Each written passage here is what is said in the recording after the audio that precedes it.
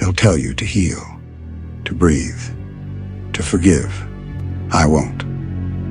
Because the world doesn't stop for your healing. It doesn't care if you're ready. It will keep hitting you, and every time you fall, it will take a little more. The truth? This life isn't about feeling good. It's about becoming so unshakable that nothing, no loss, no betrayal, no nightmare can touch the core of who you are. And you don't get that from comfort. You get it from walking through fire until your fear burns away. You get it from cutting out the part of you that hesitates. You get it from choosing pain over and over until you're no longer afraid of it. Because weakness is what leaves you at the mercy of the world. And I would rather suffer endlessly than kneel to it once. You think pain is the enemy. You think the goal is to avoid it, to hide from it, numb it, pretend it's not there. That's why you break so easily. I didn't avoid the pain. I welcomed it. Because I knew weakness was worse. Weakness keeps you trapped. It makes you beg. It makes you watch as the world takes what you love and leaves you too powerless to stop it. That's worse than bleeding. Worse than breaking. Worse than dying. Pain changes you. It strips away your illusions, burns off the softness you thought you needed, and forces you to meet the version of yourself you've been running from. The version that can endure. The version that can fight. The version that can win. But most of you don't want that version. You want to be comfortable, safe, untouched. And so you stay weak. Understand, the world will not stop hurting you just because you're harmless. If anything, it will hurt you more. Predators don't fear the harmless. They feed on them. That's why I stopped fearing pain. I used it. Every cut, every scar, every night, I thought I wouldn't make it. I took it all and turned it into something unbreakable. I let pain sharpen me until there was nothing left to break. Do you know what happens when pain can't control you anymore? You become dangerous. Not because you want to hurt anyone, but because you can't be hurt the same way again. The people who tried to break you start realizing they built something they can't stop.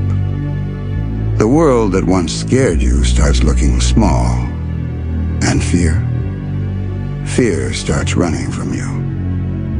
You can waste your life wishing for an easier path. Or you can build the strength to walk the one in front of you without flinching. I chose the second. I chose the pain. Because pain taught me discipline when comfort would have left me lazy. It taught me clarity when happiness would have kept me blind. It taught me resilience when safety would have made me fragile. And here's the truth you don't want to hear. If you want to change, if you want to win, if you want to become more, you will have to bleed for it. You will have to bury the old you. You will have to endure nights where the only thing keeping you alive is the thought of proving everyone wrong. It's not poetic. It's not pretty. It's survival. So no, I don't run from pain. I don't pray for an easy life. I don't hide from the things that scare me. Because I've learned the only thing worse than pain is the regret of staying weak. One day, the people who doubted you will ask how you did it. They'll think you found a secret. They'll think you were lucky. But you'll know the truth. You chose it. You chose the nights that broke you. You chose the battles that scarred you. You chose the pain because you understood something they never will. Weakness is the most expensive thing you can afford. It costs you your dreams, your freedom, your self-respect. I would rather crawl through fire than kneel in safety. I would rather hurt every day than live untouched and untested. I would rather choose the pain, because weakness will always be worse. And once you've chosen pain, once you've bled for it, something happens. You stop waiting for rescue. You stop expecting anyone to save you, because you finally understand no one is coming. And that's when you become lethal. Because the moment you stop needing saving, you become the one who saves, the one who leads, the one who walks into the fire first and comes out dragging others with you. They'll call you heartless. They'll call you obsessed.